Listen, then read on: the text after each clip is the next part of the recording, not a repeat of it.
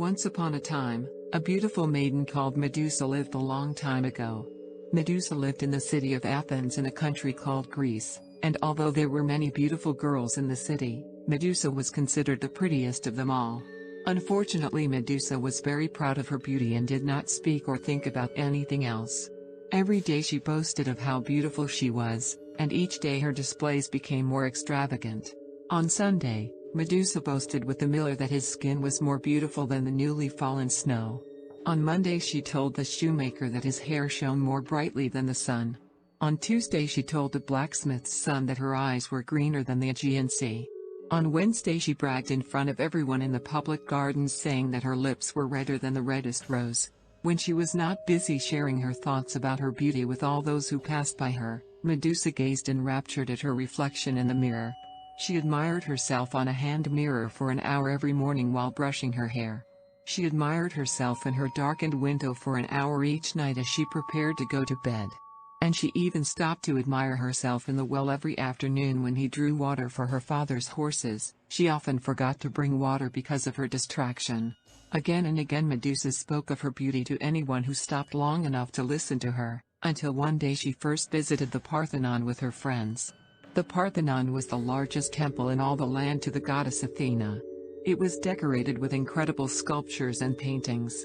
Everyone who entered was overwhelmed by the beauty of the place and could not do anything but think how grateful they were with Athena, the goddess of wisdom, to inspire them and take care of their city Athens.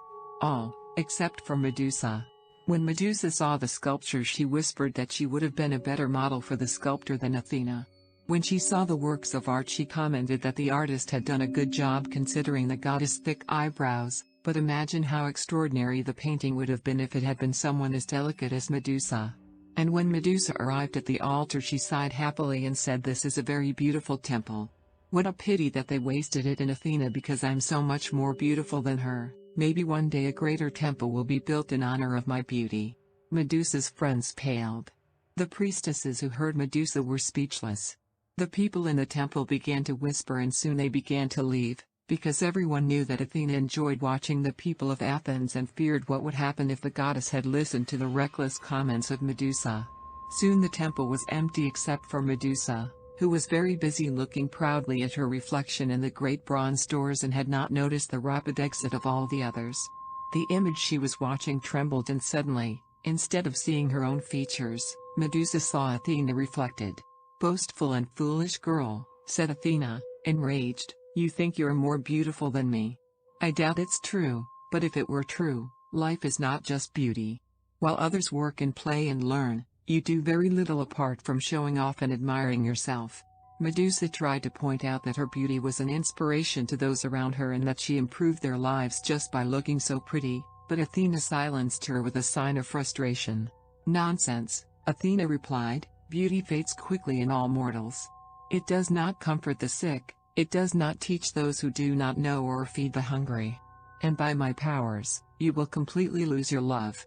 Your destiny will serve to remind others that they should control their pride." And with those words Medusa's face changed and became that of a horrendous monster. Her hair twisted and thickened in the form of horrible serpents that whistled and fought each other over her head. "Medusa, this has happened thanks to your pride. Your face now is so terrible to observe that just seeing it will turn a man into stone," proclaimed the goddess, "and even you, Medusa, if you look at your reflection, you will become stone the instant you see your face." And so Athena sent Medusa with her snake hair to live with the blind monsters, the Gorgon sisters, at the ends of the earth, so that no one would turn to stone by looking at her accidentally.